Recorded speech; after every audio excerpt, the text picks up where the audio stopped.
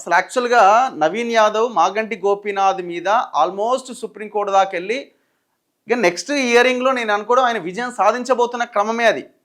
ఒకవేళ Maganti Gopinath చనిపోకపోయినా by election రావడానికి అన్ని అవకాశాలు ఉన్నాయి.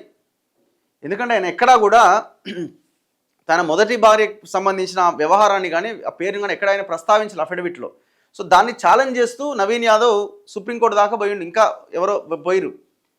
ఎప్పుడైతే ఎలక్షన్ అంటే ఆయన చనిపోయి బై ఎలక్షన్ వచ్చిందో ఆయన అన్నో తమ్ముడు వజ్రానాథ్ ఆయన స్టార్ట్ చేసిండు. ఇక అసలు ఆమెకు టికెట్ ఎట్లా ఇస్తారు, ఆమె ఎట్లా ఆయనకు భారీ అవుతుంది అని ఈ వజ్రానాథ్ స్టార్ట్ చేసిండు.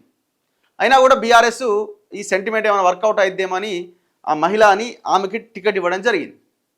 సో ఇప్పుడు మళ్ళీ అది తెర మీదకి వచ్చింది. ఎందుకు తెర మీదకి వచ్చింది? ఎవరు అందరు సైలెంట్గానే ఉన్నారు, కానీ విష్ణువర్ధన్ రెడ్డి చేత నామినేషన్ వేయించడంతో తెర మీదకి వచ్చింది. ఎందుకు వేయించారు విష్ణువర్ధన్ రెడ్డితో అంటే ఏదో ఒక సమస్య వస్తుందేమో అన్న కారణంతో ఈ విష్ణువర్ధన్ రెడ్డి నామినేషన్ సేఫ్ సైడ్గా వేయించినట్టుగా కనబడతా ఉన్నది. మరి ఏం జరుగుతుంది అన్నది చూడాలి. ఎలక్షన్ కమిషన్ ఏ నిర్ణయం తీసుకుంటుందో చూడాలి. ఎవరైనా కంప్లైంట్ చేస్తే అప్పుడు ఏమన్నా ఎలక్షన్ కమిషన్ ఆలోచిస్తుందేమో. మరి ఇప్పుడు వాళ్ళ అన్నే కంప్లైంట్ చేసేలా కనబడతా ఉన్నది.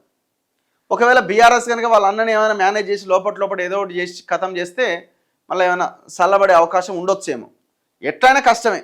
రేపు పొద్దున ఎలక్షన్లో గెలిచిన తర్వాత ఒకవేళ పొరపాటున గెలిచినా కూడా మళ్ళీ ఎవరో ఒకరు కోర్టుకు వెళ్ళే అవకాశం కూడా ఉండొచ్చు.